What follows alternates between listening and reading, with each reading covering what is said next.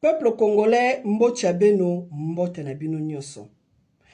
Pendant que les dirigeants sérieux et respectables de ce monde se battent à mettre en place des vraies politiques sociales, accompagnent leur population, accordent le minimum vital à leur population, se battent à ce que les populations aient une assurance maladie pour tous. Chez nous, en République du Congo, M. Sassou Nguesso a passé plus de 40 ans à la tête de notre pays à s'acheter des armes auprès des grandes puissances parce qu'il doit prouver aux Congolais que c'est un homme fort au lieu de nous bâtir des institutions fortes. Mes très chers compatriotes, à 6 mois de la prochaine élection présidentielle dans notre pays, le Congo traverse une situation en ce moment très préoccupante. Le régime Sassou Nguesso, sentant la montée d'une nouvelle génération consciente et déterminée, ils ont décidé de jouer la carte de l'intimidation et de la violence. Je tiens à le signaler, Sassou Nguesso est conseillé par les grands cabinets de ce monde, par des grands sociologues, au risque que la génération Z, ce mouvement-là, soit contaminé au Congo-Brazzaville. Ils ont décidé de traquer nos jeunes à tort en les accusant de bébés noirs. Des maisons sont détruites, des familles brisées. Sassou Nguesso, à chaque fois qu'il se sent en difficulté, il a toujours procédé de cette façon. Peuple congolais, il n'y a rien de nouveau. Donc ne soyons pas distraits. Plutôt, évitons que l'histoire se répète. Sassou Nguesso, c'est lui qui aime nous parler de paix. Il y a la paix au Congo. Il n'y a pas la guerre au Congo. Mais il achète tous les jours des armes. Et pourtant, le Congo n'est pas en guerre avec aucun pays voisin. Donc, ils ont lancé cette opération-là. Et nous tous, on assiste à un spectacle désolant. Tout ça pourquoi? Pour l'élection présidentielle, Sassou Nguesso a déclaré la guerre à notre jeunesse. Le 15 août, ça c'est un témoignage que j'ai reçu. Le 15 août, lors de la célébration de la fête nationale de l'indépendance, Sassou Nguesso a fait défiler ses chars de guerre. D'habitude, lorsque les chars défilent, après, ils tournent derrière le palais du Congrès, le palais du Parlement. Ils prennent cette route-là du parc zoologique. Et les chars retournent là où ils sont garés. Je ne sais pas si c'est au Smith des garnisons ou je ne sais pas, vers le camp 15 août là-bas.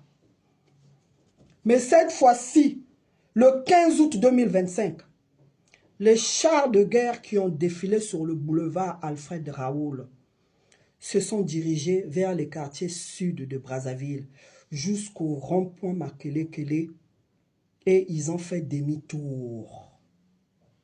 C'était un message que Sassou Nguesso avait décidé de faire passer aux populations du sud.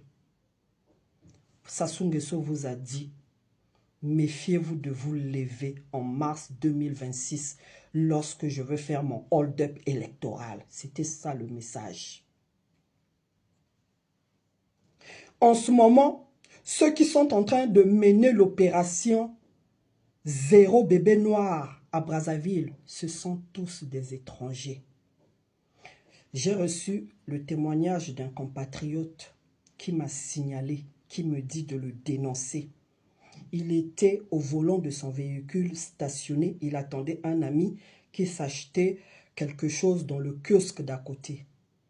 Soudain, 3 hommes viennent se pointer devant lui, lui demande de baisser la vitre de sa voiture et de remettre le téléphone.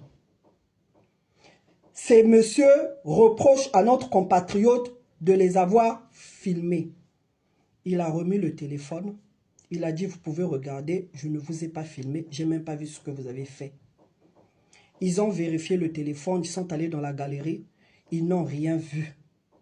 Malgré ça, ils ont pris le téléphone, ils ont jeté à terre, ils l'ont cassé. Et le compatriote me signale que ces hommes ne parlaient ni lingala, ni le kikongo. À entendre leur accent, je ne veux pas citer les pays, ce sont des étrangers. Vous avez compris, ceux-là qui sont venus aider Sassou Nguesso pendant la guerre, pendant le coup d'État de 1997. Donc, on me signale que Sassou Nguesso a déjà fait rentrer au Congo des armées étrangères. C'est ceux-là qui sont en train déjà de s'aimer la terreur dans notre pays. Peuple congolais, le Congo n'appartient pas à un homme. Le Congo appartient à son peuple. Restons unis, solidaires, pour le bien-être de notre pays. On ne demande pas de s'aimer, mais pour le bien-être, parce que cette lutte, c'est une lutte nationale de tous les patriotes. Et même ceux qui nous défendent Sassou Nguesso alors qu'ils sont à l'étranger, rentrez au pays, allez profiter du bien-être de Sassou Nguesso là-bas. Ne venez pas nous distraire dans la diaspora. Je tiens à mettre en garde tous ceux-là, les pays occidentaux qui aiment soutenir Sassou Nguesso. Sachez-le qu'aujourd'hui là, plus rien ne va arrêter la jeunesse africaine. Évitez que vos intérêts soient mis à mal en République du Congo, à force de soutenir le tyran Sassou Nguesso. Le peuple n'en veut plus. Donc, ne vous mêlez pas de nos problèmes. Laissez-nous en finir avec Sassou Nguesso. Voilà. Donc, en tout cas, peuple congolais, l'heure est à la prise de conscience de chacun. Battons-nous pour libérer notre pays. Ingeta.